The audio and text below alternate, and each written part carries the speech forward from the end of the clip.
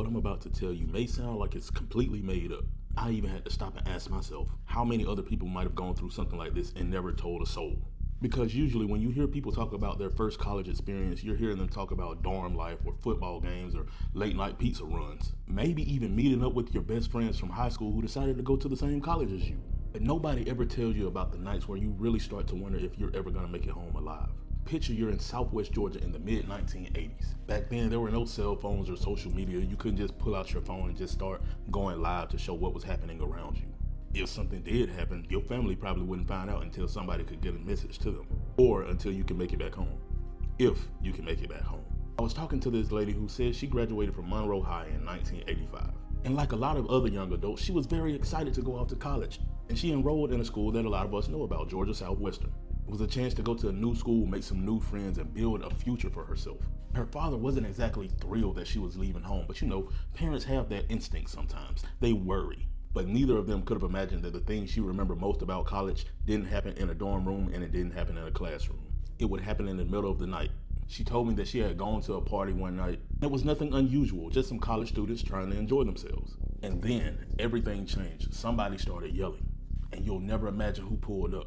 It was the Ku Klux Klan. Think about that for a second. This isn't somebody who just pulled up to play a ill-mannered prank. It's not just some people running around in some bad Halloween costumes. This was the real-life KKK in Southwest Georgia. In particular, they were on this Georgia Southwestern campus. And according to her memory, panic set in instantly. And people were not walking away from this area. They were running for their lives. Running so fast that some people left their shoes behind. People was dropping clothes and purses. Because when survival instincts kick in, those material things don't matter no more. All you're trying to do is get away with your life. And she said that her and all her friends sprinted all the way back to the dorm. Here's the part that gets me. She said that the dorm doors actually lock. Once they close, you can't just pull them back open.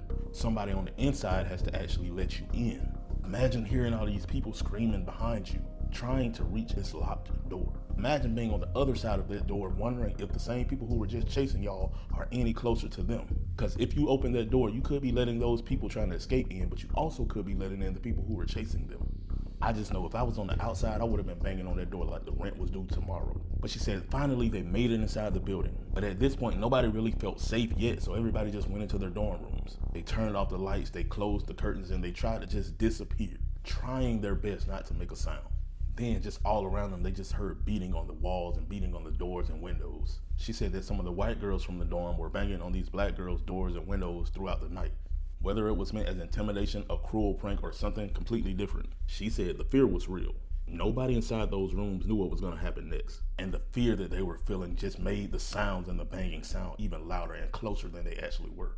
You may think that's the end and that the whole thing just blew over after that. They woke up the next morning and just went about their lives. But that's not it. The next morning, they woke up and they walked outside. All across that student center, they saw racial slurs written on the walls. KKK, N-word, go home. Just imagine you leave home to go and get a degree and better your life. The first welcome message you really receive on the campus is somebody trying to tell you you don't belong here. This wasn't just graffiti. This was a warning, a message designed to make black students feel like they're unwelcome on their own campus. Now, here's why this story matters beyond one person's memory. Across Georgia and across the South, in the 1980s, they weren't free from racial intimidation.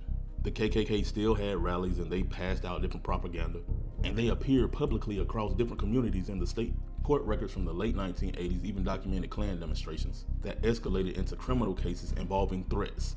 And if you think that college campuses were somehow immune, history says otherwise. Years before this happened at another Georgia university, a mob that included KKK members gathered outside of a dormitory of one of the first black students ever admitted at this school. They were throwing objects, they were showing signs saying N-word, go home, and tried to terrorize students just because they were black. Sound familiar? Different decade, same message. You don't belong here. That's why stories like this, like hers, matter. Not because they're comfortable and all cuddly and warm, but because somebody lived that experience and they're still able to tell their experience. And maybe the biggest lesson isn't just about one terrifying night.